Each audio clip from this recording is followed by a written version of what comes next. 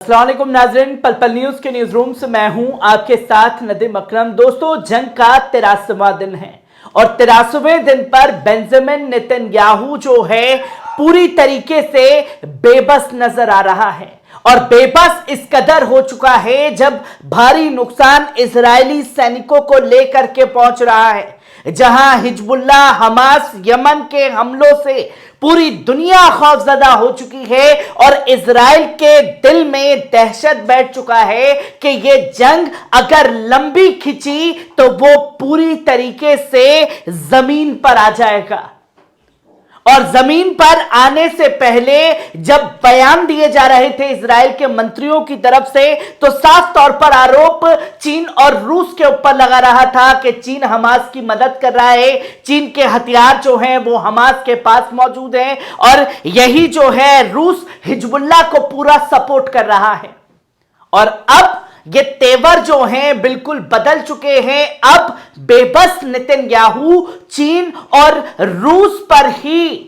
नरम तेवर दिखाते हुए कह रहा है कि चीन और रूस को इस जंग को रुकवाने में हमारी मदद करनी चाहिए। जब ये तमाम तस्वीरें लगातार जारी हैं तो अब चीन के तेवर भी इजराइल के ऊपर पूरी तरीके से गर्म हो चुके हैं, जहां चीन ने इस जंग के दौरान बड़ा उलटफेर कर दिया है। जहां चीन ने दक्षिण चीन सागर में तनाव के बीच जिनपिंग ने नौसेना में बड़ा बदलाव किया है और इस शख्स को बड़ी जिम्मेदारी जंग के दौरान सौंप दी है,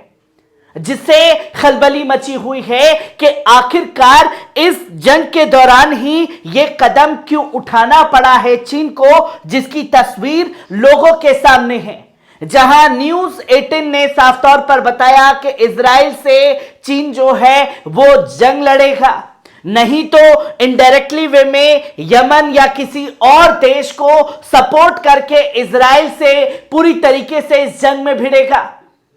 क्योंकि अमेरिका चीन ताइवान के मसले पर क्या कर रहा है, यही जो तस्वीर है ये साफ तौर पर लोगों के सामने आ जाएगी। पर वहीं चीन ने,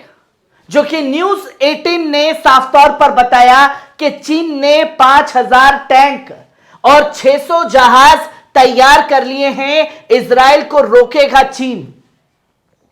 जो ये तस्वीर दुनिया के सामने लगातार आ रही है और गोदी मीडिया भी इसका जिक्र बड़ा चढ़ा करके दुनिया के सामने कर रहा है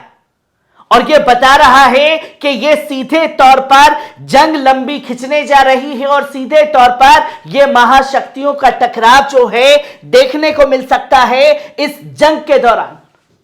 और जब महाशक्तियों का टकराव इस जंग के दौरान देखने को मिलेगा तो नेतन्याहू पूरी तरीके से बेबस हो चुका है। चीन व रूस से की बंधकों को छुड़ाने की अपील, ये वही बेंजामिन नेतन्याहू है जो जंग जब पहले दिन शुरू हुई थी, अमेरिका का सपोर्ट मिलने के बाद अपनी आंखें और छाती तान करके खड़ा हो गया था चीन और रूस के खिलाफ ही जहर उगलने के लिए, और अब मदद मांग रहा है। क्योंकि बीते दिनों में जिस तरीके से रूस की इन्वॉल्वेशन इस जंग को लेकर के दिखी, चीन की पूरी तरीके से तैयारी दिखी, तो अब इजराइल पूरी तरीके से घुटने पर आया है चीन रूस के आगे। जहां चीन ने नौसेना में बड़ा बदलाव कर दिया है, जहां दक्षिण चीन सागर में ताइवान के साथ तनाव के बीच चीन ने नौसेना के नए प्रमुख को तैनात किया है, जहां चीनी नौसेना के नए प्रमुख हु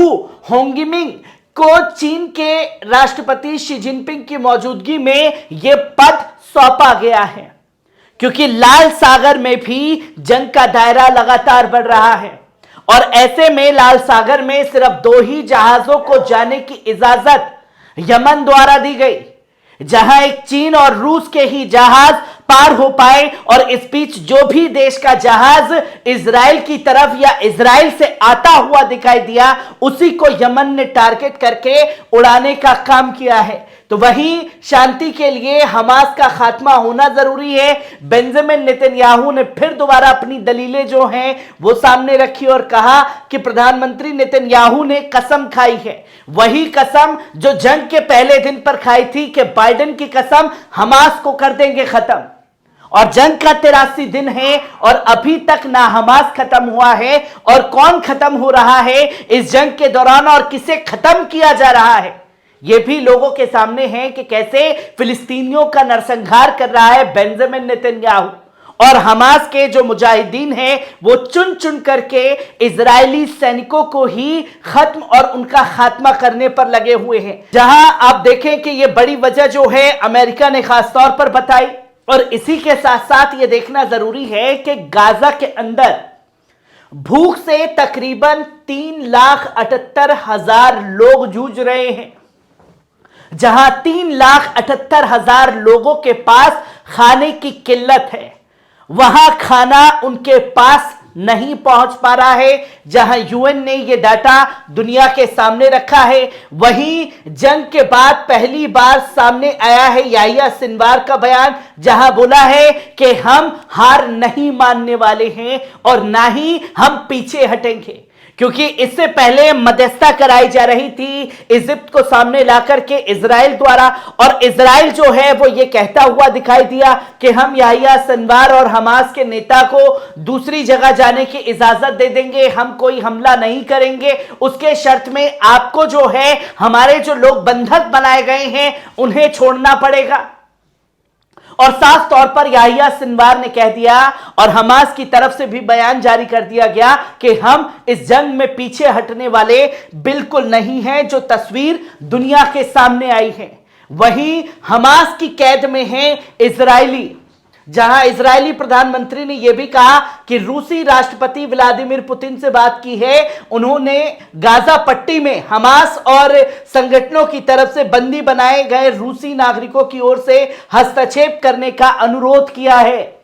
जहां मैंने बताया कि बेबस नेतन्याहू बात कर रहा है पुतिन से और अब अपील कर रहा है कि माई बाप गलती हुई जो हमने पहले आपके बारे में कहा, आप किसी को कोई सपोर्ट नहीं कर रहे हैं, पर अब जिसको भी सपोर्ट कर रहे थे उसे सपोर्ट छोड़ करके आप मुझे सपोर्ट करिए और हमारे लोगों को बचाने में मदद करिए, क्योंकि मैंने तो अपने बाप को इस जंग में साथ ले लिया था जहां मुझे लगा कि तमाम दुनिया की फोर्स होगी तो हमास घुटने टेक देगा, पर हमास ने घुटने टेके नहीं। इसलिए अब आपकी बात जो है तमाम अरब देश के लोग मान रहे हैं, तो आप आगे आइए। और यही अपील चीन से की गई और चीन के लिए यह भी कहा नेतन्याहू ने कि चीनी लोगों को भी बंधक बना रखा है, उनको छुड़वाने में चीन को साथ आना चाहिए। और ऐसे में जो खबरें सामने आ रही हैं कि चीन पूरी तरीके से इजराइल पर भड़का हुआ है, हर एक पहलू को आपके साथ बारीक से बारीक साझा करता रहूंगा। दीजिए इजाजत, शुक्रिया।